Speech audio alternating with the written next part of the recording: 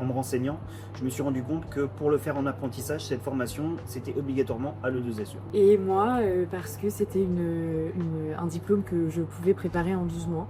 Et c'était beaucoup plus simple, étant donné que j'étais déjà salariée.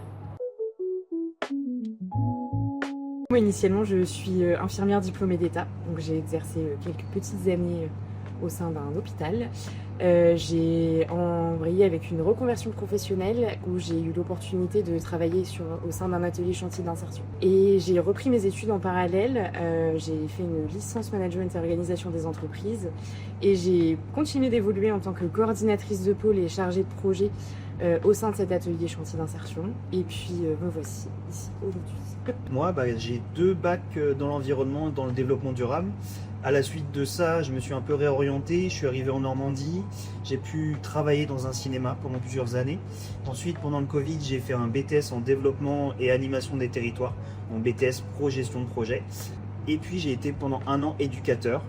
Et ensuite, en réfléchissant, c'est là que je me suis tourné vers l'ESS et c'est comme ça que je suis arrivé à l'E2SE.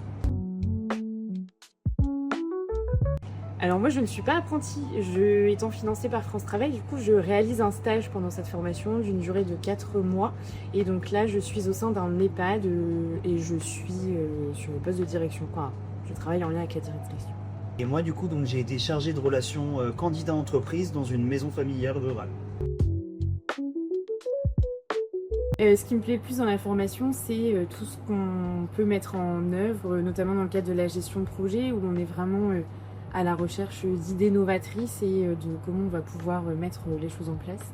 Et donc on met vraiment notre créativité à côté. Et moi je dirais à peu près la même chose, c'est-à-dire la conception, la mise en œuvre de projets. Je rajouterais aussi tout le secteur management parce que c'était des cours que j'avais pas et que je ne connaissais pas, et toute la partie communication animation. Et l'objectif ce serait d'obtenir un poste. Et donc moi ça serait de continuer sur un bac plus 5, donc un master, toujours dans le domaine de l'ESS à l'E2SE.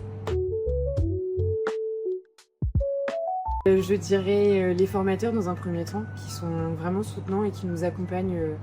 Je sais que moi j'ai un parcours qui n'est pas évident et je me sens vraiment soutenue par les formateurs et surtout aussi par l'équipe pédagogique Margot et Damien qui sont vraiment très disponibles et très présents. Moi je dirais alors l'écoute active des formateurs dans tout ce qui est formation ESS, les infrastructures en fait de l'école, pour moi c'est aussi important, et puis le dynamisme de l'équipe pédagogique.